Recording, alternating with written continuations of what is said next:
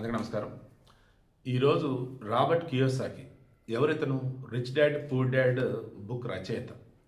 అతను మొన్న 2,20,000 2,30,000 దాదాపు వెండి వచ్చిందా, అప్పుడు పడిందా, అప్పుడు మాట అన్నాడు, నా దగ్గర వెండి చాలా ఉంది, నేను కొంటాను తప్ప అమ్మను అన్నాడు. ఇదేంటప్పుడు అంత ఆశ్చర్యపోయారు. ఆల్రెడీ నీ దగ్గర వెండి ఉందంటున్నావు, మరలా రేటు పడుతుంటే మరలా కొంటానంటున్నావు. ఎవరికి అర్థం కాదు. అప్పుడు మాట అన్నాడు, వెండి పెరిగింది చూసుకోండి అన్నాడు. పెరిగింది, 4,20,000 దాదాపు వెళ్ళిపోయింది, అమ్మేశాడు. యాక్చువల్ 4,20,000 దాదాపు రాకుండానే 4,03,80,000 ఉన్నప్పుడు అంత అమ్మేశాడు, ఫుల్ ప్రాఫిట్. ఇప్పుడు రేట్లు మరలా పడుతున్నాయి. మరలా ఏమంటున్నాడు, పడుతున్నాయని భయపడకండి, మీరు ఒక రేటు పెట్టుకోండి, ఆ రేటుకి పడినప్పుడు కొనుక్కోండి అంటున్నాడు. మరలా పెరిగిద్ది అంటున్నాడు. బంగారం అంటే పెరిగిద్ది అంటున్నాడు.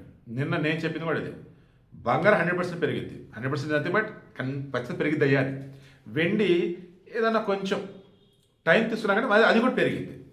సో ఇప్పుడు కూడా ఏమంటాడు ఇతను, అస్సలు వేరే ఆలోచన రానియొద్దు, బంగారం వెండి కొనుక్కోండి అంటున్నాడు. ఎందుకంటే ఆల్మోస్ట్ చాలా వరకు పడ్డాయి. ట్రంప్ మన ఇండియాతో ట్రేడ్ డీల్ ఓకే అయిపోయింది, దారికి వచ్చేసాడు, టారిఫ్లు తగ్గించాడు. సో మార్కెట్ అన్ని స్టేబుల్గా ఉంటాయి. ఇక డబ్బు ఎక్కడ రానప్పుడు బంగారం వెండి సైడే పెడతారు. సో కూల్గా హ్యాపీగా ఇప్పుడు రేట్లు పడినాయి కాబట్టి మీ దగ్గర డబ్బు ఉంటే హ్యాపీగా కొని పెట్టుకోండి. మరలా చెప్తున్నా, ఇంకా రేట్లు పడ్డా భయపడకండి, పెరిగిద్ది. ఆల్రెడీ కొని పెట్టుకున్నాను చూసారా, ఇబ్బంది అవుతుంది, పెరిగిద్ది. ఎందుకంటే ఇప్పుడు ఏదైతే వచ్చిందో 2,80,000కి వచ్చింది కేజీ వెండి. బంగారం వచ్చేసి 24 క్యారెట్ కూడా 1,51,000, 22 క్యారెట్ కూడా 1,39,000. సో ఇంకా పడతామంటే ఒక 5,000 10,000 అటు ఇటే పెరగటం అనేది ఉండింది.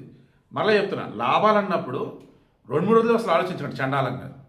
మినిమం మీద ఒక 2-3 నెలలు పెట్టుకోండి లాభాల కోసం. అంటే ఇంకా వెయిట్ చేస్తాడో తిరుగులేదు ఇంకైతే. ఓకేనా? ప్లీజ్, నేను చూడలేదు, రాబర్ట్ కియోసాకి చెప్తున్నాడు, అంత పెద్ద ఎక్స్పర్టే చెప్తున్నాడు.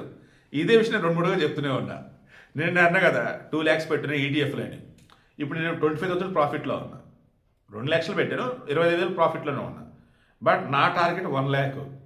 అండ్ రేపు 8వ తారీఖు నాకున్న లోన్ క్లోజ్ చేసేది. ఆలోపు నాకు అనుకున్న 1 lakh ప్రాఫిట్ వస్తే నేను తీసేస్తా.